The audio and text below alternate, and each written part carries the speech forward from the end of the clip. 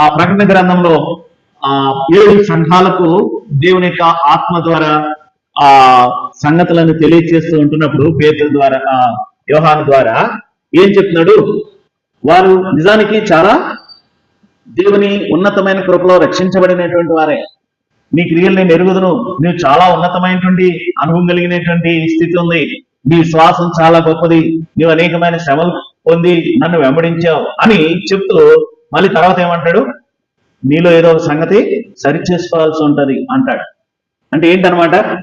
మన క్రెడిట్స్ మాత్రమే దేవుని ఎదుట కాదు, కానీ ఒకవేళ మన మీద ఏదైనా నింద చూపించాడు అనుకోండి, ఇలా ఉన్నా నువ్వు అన్నాడు అనుకోండి, అప్పుడేమైపోతున్నా మన స్థితి? దేవుని ఎదుట మనం ఇంకా చక్కగా లేవనే సంగతి మనకి తెలియచేసేటువంటిదిగా ఉంటుంది. ఇక్కడ అబ్రహాము యొక్క జీవితంలో దేవునితో నడిచి వెళ్ళుట అనేటువంటి అనుభవంలో మరి తనకు దేవుడిస్తున్నటువంటి హెచ్చరిక ఏంటో చూస్తున్నాం. ఆయన